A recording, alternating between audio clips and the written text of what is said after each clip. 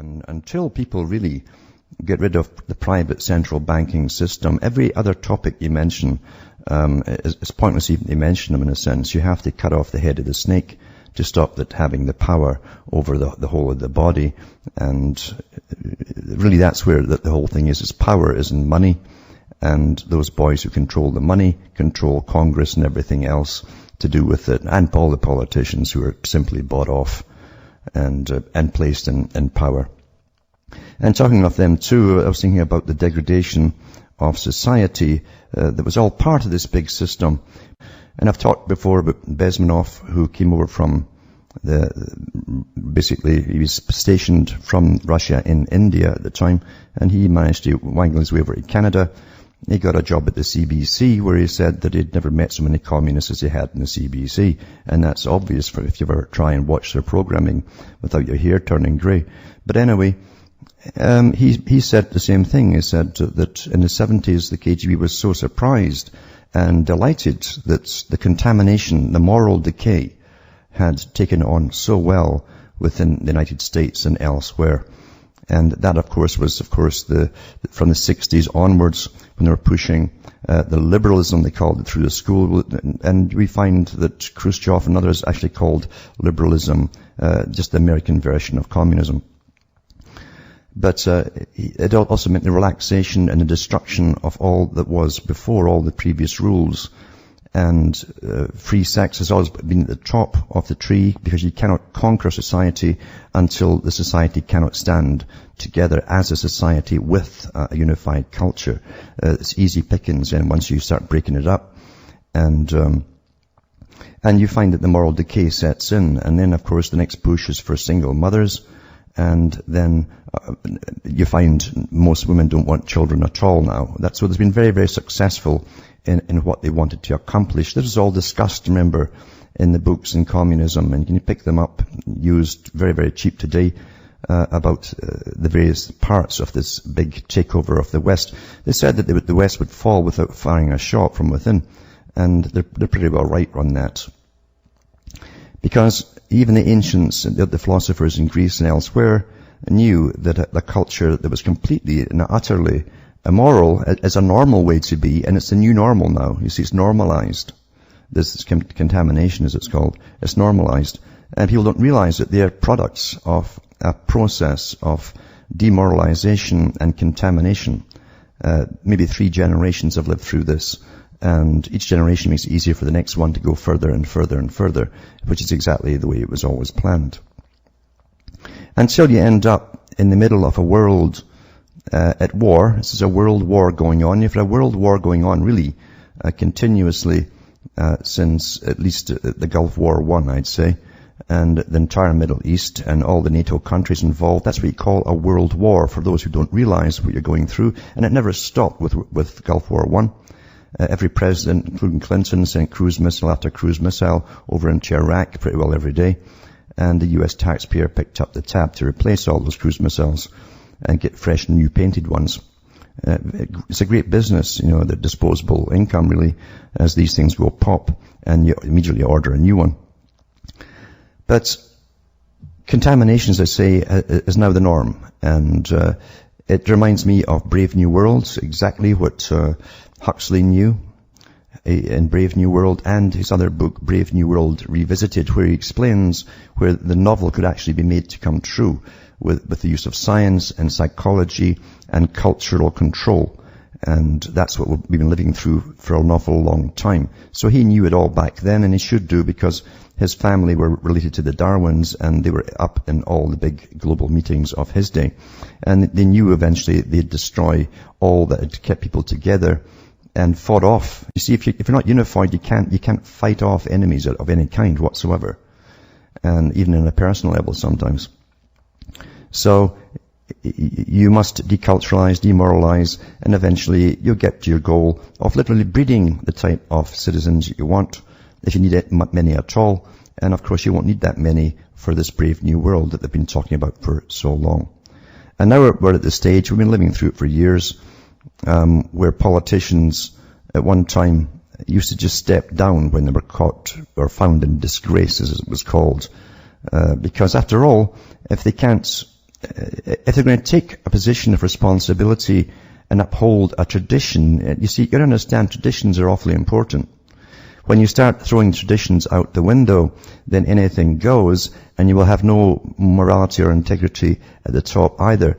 And of course, I can remember when Clinton had his little dalliance, which the press made sure we all knew about. And to be honest with you, I think that really was a trial balloon, because they could have got him on so many other women before that, but they kept it quiet for years. The Secret Service were basically cleaning up all these messes that they left behind them. So when they gave you Monica Lewinsky, it was like a soap opera, and it was presented like a soap opera, and I knew then this was a trial balloon. I says, he's probably going to be more popular, especially amongst the women, after this than before. And sure enough, that's what came in the various polls. So you're trained, you're constantly being trained, and you don't know it. Isolated incidents are not so isolated after all, and they kind of come out on cue, because believe you me, if they want to cover things up at the top, you'll never ever hear about them. They're awfully good at covering up at the top. And I was looking at this article today with this representative from New York, and it said that even the way it's worded in the newspaper, it says, should Representative Anthony Weiner resign after sexting? They call it sexting. Get fed up with these terms, revelations. So should he resign? So it's almost like a question to the public, isn't it? And that's how they put it to you. Then a little paragraph really. It says, earlier this year, Representative Chris Lee, a married Republican from New York, resigned within hours after it was revealed he sent a topless photograph of himself to a woman he met on Craigslist. Now Representative Anthony Weiner, a Democrat from New York, has revealed he sexted with multiple women over the course of the last several years. He also lied about a photograph which was released last week, saying his Twitter account had been hacked. So he's a liar as well, you see. And instead, he now admits it was a photograph of him and that he sent it to the recipient. So I guess Weiner was showing his Winnie to somebody. So this is the kind of stuff that they're giving you. And then it says at the bottom, what do you think? Can Representative Weiner's career recover from this episode? He's apparently not broken any laws. Is his behavior relevant to his role in public service? Well, yeah, if he's a liar, you see, it definitely is relevant to his role in public service. And if he's standing up there, again, trying to appear impeccable in his manners or his behavior or the charade that he has around him, and he's actually doing this kind of stuff, well, can you really trust a guy like that on anything whatsoever? He's out for himself, obviously. You understand, if you get up into any position of authority, you're on a platform then, and you've got to watch yourself. You've got to watch yourself.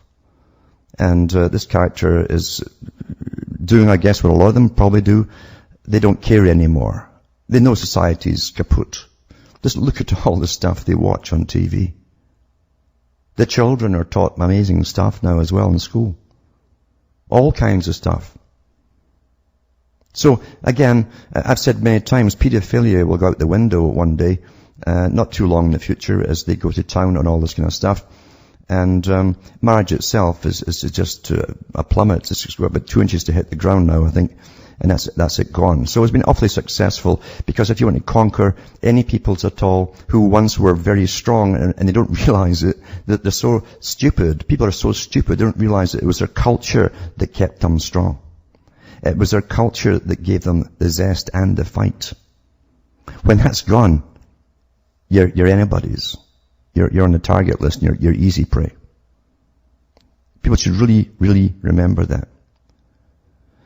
And then you just look through today's news again, and then you get this one here. Delaware pediatrician, a doctor who looks after children, goes on trial for alleged sex abuse. And I'll talk about this when I come back. Over 103 children, some as young as 2. Back with more after this break. Hi folks, we're back and cutting through the matrix, talking about the culture and how society has been totally contaminated, as the KGB used to call it, culturally, morally, and every other way too, which again, remember, was a part of the whole Communist Manifesto, was destruction of the family unit, and on it went. So, I'm talking about how as they progress in this wonderful progression, they call this society, the civilization progressive, you see. And you got to always wonder where it's supposed to go, this progression. And I know where it's supposed to go. I've read all their books. And when they talk about civilization and progress, they're actually talking about this big agenda. And they always have been for 200 or 300 years, actually. And eventually we'll all be chipped and brain dead, hopefully. You know, to read this rotten news, we won't have to read any more bad news again. And then we'll all be quite happy because we won't know any better. But until then, we've got to go through this system here. As I say, they make the omelette and break the eggs to make the new system and beard the broken eggshells. So, as I say, here's a Delaware pediatrician goes on trial for alleged sex abuse. You can't watch a movie anywhere now without it in it. It's got to have sex in it. It just has to be there, you know, just standard. And children are all watching this stuff, and they're encouraged in school as well to do all this stuff. There's one company now, I don't even know if it was Canada or somewhere else, who was pulling in young children before their puberty to ask them to make sure of their gender in case they want a sex change. I'm not kidding you. This is how stupid and ridiculous everything is now, but it's a purpose behind it. It's not willy-nilly and just occasional group here and there that's pushing for this stuff. Anyway, it says, a judge heard evidence Tuesday at the one-day bench trial of a Delaware pediatrician accused of molesting 103 of his patients, some of them 5 years old or younger. Judge William C. Carpenter hearing the case of Earl Bradley, 58 years old. And this is the thing, too, about perverts. They never slow down all through their lives until they die. It's weird. It's really weird, you know, because it's a power thing too. Anyway, advised attorneys he will issue his verdict later, the court officials said. Bradley, whose practice was in Lewis, went into the trial facing 529 counts of rape, sexual exploitation of children, unlawful sexual contact, and other charges. So I guess he made a deal and brought it down to 103. 529. Huh? And it says, prosecutors filed an amendment indictment on Tuesday condensing the charges against Bradley in 24 counts. There were no new victims or incidents alleged in the new indictment. No, they wouldn't. They'd rule them out as part of the deal. The charges accused Bradley of first-degree rape, forcing girls to perform oral sex on him, and filming dozens of children engaging in sexual acts. Bradley waived his right to a jury trial and was tried before Carpenter, according to the court officials in Georgetown, Delaware. So, it says police officers and detectives, but not any of the alleged victims testified Tuesday. You understand the court systems now, they all make their little deals and all the rest of it. And often even the people who are victims can't get a word in at all. They're not allowed to speak whatsoever, or their parent or parents if they have to, lucky enough to have two these days. But, it just shows you how far it's all gone. Everything's going off in its own little system now. Well, this is our system. This is the law system, you see. And there's a policy now to do it this way. Yeah. Evidence is based on videos seized from Bradley's home and office, the Delaware Attorney General Bo Biden has said. In April, Carpenter ruled against a defense motion to suppress. Public defenders challenged the scope of a search warrant used to acquire videotape evidence from two buildings. So, I mean, this guy has been in a big pedophile ring, obviously. And there'll be some big names involved, as always. And you'd be surprised, you know. Or maybe you would be surprised now, I don't know. But this is, again, all symptomatic of a decaying civilization, the type that Professor Carol Quigley talks about on how empires and nations rise and they get to this stage and then all this stuff happens. It's a formula, you understand. And then it falls apart from within. And then there's a lot of brutality, especially on the part of the state. If the state ever wants you to be defenseless, they destroy the culture first. You understand? That's what they do.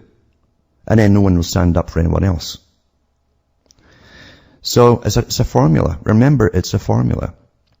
And so you must bring out the same formula to get the same results when you're changing into a new order, or a new world order as is now.